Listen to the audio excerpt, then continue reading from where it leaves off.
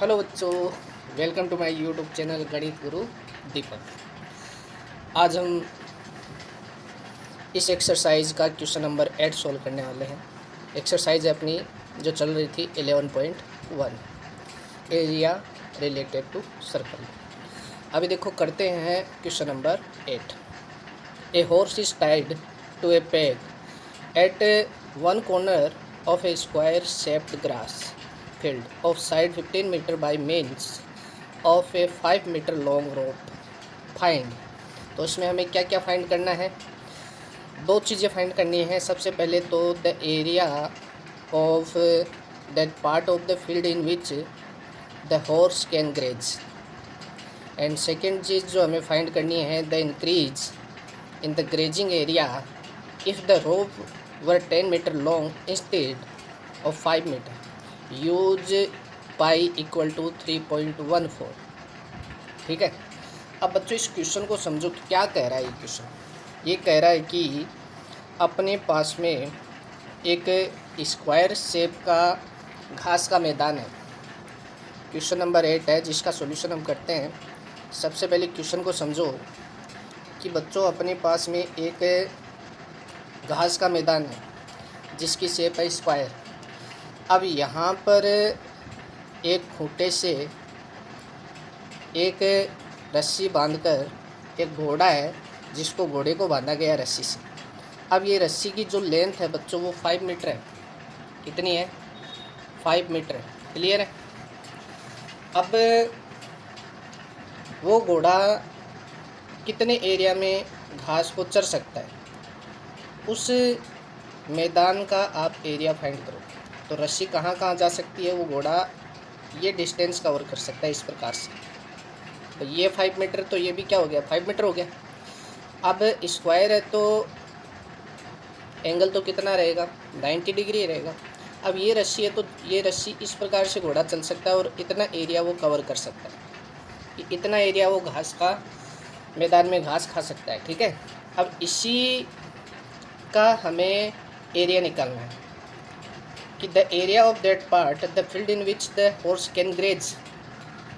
तो घास चरे जा सकने वाले मैदान का हमें एरिया फाइंड करना है। ठीक है। अब देखो बच्चों, इसमें ये जो शेप है वो कैसी दिखाई दे रही है आपको? सेक्टर की। ठीक है। तो हमें इसका एरिया फाइंड करना है तो हम फॉर्मूला यूज मिलेंगे पाई आर स्क्वायर थीटा अपॉन में 360 डिग्री। क्लियर है? पाई की वैल्यू हमें यूज करनी है 3.14, रेडियस है 5 मीटर अपने पास में, और थीटा है 90 डिग्री अपॉन में 360 डिग्री। ये कैंसिल हो गया बच्चों। इससे एरिया हम फाइंड कर रहे हैं, फॉर्मूला यूज किया सेक्टर का और वैल्यू पुट की हमने। पाई की वैल्यू 3.14, रेडियस है 5 मीटर, थीटा है 90 डिग्री अपॉन में 360 डिग्री। 90 डिग्री से 360 डिग्री जो है वो 4 टाइम कैंसिल हो गया। अब ये 2 से डिवाइड हुआ 2 टाइम और ये 2 से डिवाइड हुआ 1.57 टाइम। ठीक है। अब अपने पास में क्या बचा? 1.57 मल्टीप्लाई 5 और 5 का मल्टीप्लाई करेंगे 25, और अपॉन में कितना है? 2 है। तो हम इसको 25 से मल्टीप्लाई करके 2 से क्या कर देंगे? डिवाइड कर दें। तो देखो बच्चों, इन दोनों को हम मल्टीप्लाई करेंगे तो मल्टीप्लाई करने पर हमें क्या मिलेगा? 39.25 मिलेगा। अपॉन में कितना है? 2।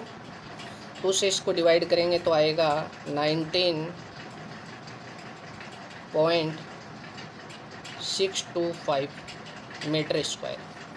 तो ये वो एरिया है बच्चों जहाँ पर इस वर्गाकार स्क्वायर शेप जो घास का मैदान अपना, उसमें 5 मीटर लंबी रस्सी से बांधने पर जो घोड़ा घास चर सकता है इस एरिया, तो वो आएगा एरिया आपके पास में 19.625 मीटर स्क्वायर।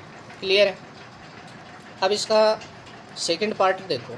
अब ये क्या कह रहा है कि अब घोड़े की रस्सी को 10 मीटर लंबा कर दिया गया है। नहीं, घोड़े की रस्सी अब कितनी हो गई? 10 मीटर लंबी हो गई। तो अब 10 मीटर लंबी करने पर घोड़ा ये वाले एरिया में घास चर सकता है, इतना इतना एरिया कवर कर सकता है, ठीक है। तो जो इंक्रीज हुआ है पार्ट कि कितना घास और चढ़ लेगा, यानी कि ये वाला पोर्शन का एरिया है, ये हमें फाइंड करना है।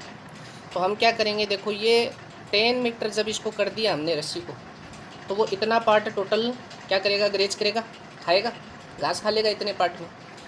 तो हम इस पूरे बड़े वाले सेक्टर में बच्चों छोटे वाले सेक्टर का एरिया माइनस कर देंगे। तो जो इंक्रीजिंग पार्ट है कि कितना इंक्रीज हुआ पोर्शन, वो निकल आएगा और वही हमें फाइंड करना है। तो देखो हम फिर से यूज करेंगे सेकेंड पार्ट में, एरिया निकालेंगे। वहन जब रस्सी को कितना कर दिया, 10 मीटर, तो फॉर्मूला वही यूज में लेंगे हम, पाई आर स्क्वायर थीटा अपॉन में 360 डिग्री। पाई की वैल्यू 3.14 मल्टीप्लाई रेडियस है 10 मीटर इस समय, थीटा वही 90 डिग्री है, ठीक है। और अपॉन में है बच्चों यहाँ पर 360 डिग्री। ये कैंसिल हो गया इससे 4 टाइम, और ये 10 और 10 हो गए 100। 100 को 3.14 से मल्टीप्लाई करेंगे तो 314 आ जाएगा, और अपॉन में कितना है, 4 है। अब 314 को 4 से हम क्या कर देंगे, यहाँ पर डिवाइड कर देंगे, तो 78.5 मीटर स्क्वायर तो इसका एरिया आया है। अब हमें एरिया नहीं निकालना था, हमें तो ये इंक्रीजिंग पोर्शन निकालना था कि कितना पार्ट इंक्रीज हुआ है। तो हम क्या करेंगे, अब यही निकालना है। देखो, द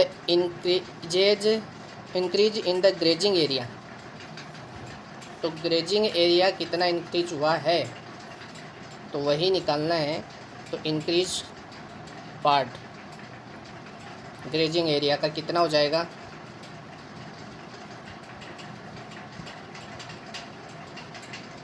ग्रेजिंग एरिया।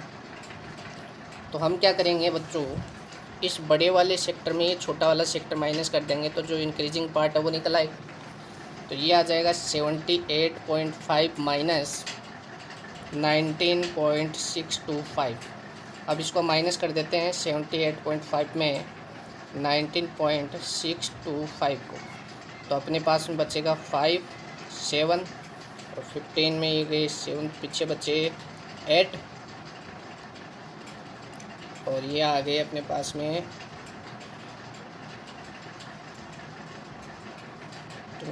8 बचा, और ये 2 चले गए तो 5 आ गया। तो ये आ गया 58.875 मीटर स्क्वायर, इतना इंक्रीजिंग एरिया होगा। नेक्स्ट क्वेश्चन है अपने पास में क्वेश्चन नंबर 9, और ये इम्पोर्टेंट क्वेश्चन है, अच्छा क्वेश्चन है और इम्पोर्टेंट क्वेश्चन है, इसको समझना। ये क्या कह रहा है कि a brooch is made with silver wire in the form of a circle with a diameter 35 mm. The wire is also used in making 5 diameter, which divide the circle into 10 equal sector. So in the figure, ये आपको diagram दे रखा है कुछ इस प्रकार से, ठीक है।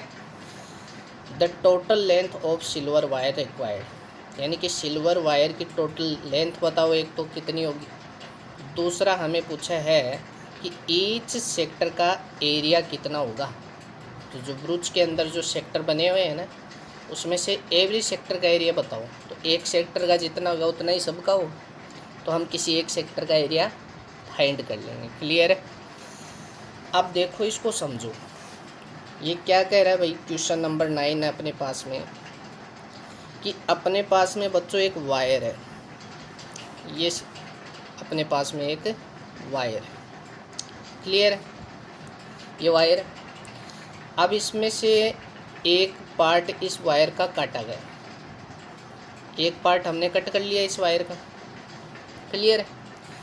इस एक पार्ट से तो इसने क्या कर दिया भाई, एक सर्कल बना दिया। तो ये इस वाले वायर के टुकड़े से ही तो सर्कल बनाया गया है। तो इस वायर की लेंथ कितनी हो गई, यहाँ से यहाँ तक 2 पाई आर हो गई, क्योंकि इसी से तो सर्कल बना। तो सर्कल का जितना पैरामीटर होगा उतनी तो वायर की लेंथ होगी, ठीक है। तो एक तो ये हो गई। अब बचा हुआ जो वायर है उसके इसने डायमीटर इसके अंदर लगा दिए। कितने डायमीटर लगाए? 5। तो 1 2 3 4 और ये हो गया बच्चों 5। तो ये 5 डायमीटर इसने यहाँ पर लगा दिए। 1 2 3 4 और ये वाला 5। जैसे ही 5 डायमीटर इस सर्कल में इसने सेट किए इस बचे हुए तार को कट करके, तो बचा हुआ तार इतना बड़ा है अपने पास में। तो एक जो डायमीटर है वो 35 mm का है। तो ये ऐसे 5 डायमीटर हैं बचे हुए तार के। तो इसको 5 से मल्टीप्लाई कर दूंगा तो बचे हुए वायर की लेंथ कितनी आ गई? 5 × 35 आ गई। तो टोटल लेंथ अगर हम बच्चों वायर की निकालेंगे, भाई पहला क्वेश्चन यही है, तो ये लेंथ प्लस में ये टोटल लेंथ, तो पूरे वायर की लेंथ आ जाएगी कि नहीं आ जाएगी? ठीक है, तो पहला क्वेश्चन तो यही है, length of wire. Length of wire निकालेंगे हम, तो एक लेंथ तो आ जाएगी 2πr और प्लस में 35 × 5, जो 5 डायमीटर है वो 35 mm के। ठीक है, अब ये 2πr है तो 2 × पाई की वैल्यू 22/7। अब रेडियस कितनी हो जाएगी? अब ये सर्कल का डायमीटर 35 mm का है, तो बच्चों डायमीटर 35 mm का है तो रेडियस कितनी आ गई? 35/2 आ गई। तो यहाँ पर रख देंगे 35/2 और प्लस में 35 × 5 कितना हो गया? 5 5 जा 25, 5 3 जा 15 और ये 2 हो गए 17, 175 हो गया। ये कैंसिल हो गया 5 टाइम, 2 से 2 कैंसिल हो गया। ये आ गया 110 प्लस 175, तो ये टोटल हो गया 285 mm। तो बच्चों ये वायर की टोटल लेंथ है, मतलब कि जो पूरा वायर था अपने पास में वो इतना बड़ा। बात समझ में आ गई? तो ये तो हो गया अपना पहला क्वेश्चन। अब देखो, अब हमें इसमें जो 5 डायमीटर, तो अब इसमें जो सेकंड क्वेश्चन है बच्चों उसमें हमें पूछा है कि ईच सेक्टर का एरिया कितना होगा। अब आप सभी को पता है कि सेक्टर का एरिया निकालेंगे तो πr² θ/360 फॉर्मूला होता है। उसमें हमें रेडियस भी चाहिए जो अपने पास में है, थीटा भी चाहिए। अब यहाँ पर थीटा नहीं है, तो देखो बच्चों थीटा हम फाइंड कैसे करेंगे? सेंटर पर 360 डिग्री का एंगल होता है। अब ये कितने पार्ट्स में डिवाइड हो गया है 360 डिग्री का एंगल? टोटल 10 पार्ट्स में डिवाइड हो गया ना, क्योंकि 10 सेक्टर बन गए यहाँ पर, तो 10 पार्ट्स में ये डिवाइड हो गया। तो थीटा अगर हम एवरी सेक्टर का निकालेंगे, भाई सेंटर पर 360 डिग्री का एंगल है वो 10 सेक्टर में डिवाइड हो चुका है, तो एक सेक्टर का जो एंगल है वो कितना आया? 36 डिग्री आ गया। अब अपने पास में थीटा भी है, रेडियस भी है, पाई की वैल्यू हम जानते हैं, सारी वैल्यू पुट कर देंगे और ईच सेक्टर का एरिया अपने पास में आ जाएगा। तो देखो यहाँ पर एरिया ऑफ ईच सेक्टर निकालेंगे तो πr² θ/360 डिग्री हमने फॉर्मूला लगाया। पाई की वैल्यू हमने रखी 22/7, रेडियस 35/2 × 35/2, थीटा है अपने पास में 36 डिग्री और अपॉन में है 360 डिग्री। ये इससे बच्चों 10 टाइम कट हो गया, 7 कट हो गया, 35 कट हो गया 7 से 5 टाइम, और 5 कट हो गया 10 से 10 कट हो गया 5 से 2 टाइम। ठीक है, और इस 2 से ये 22 भी कट हो गया 11 टाइम।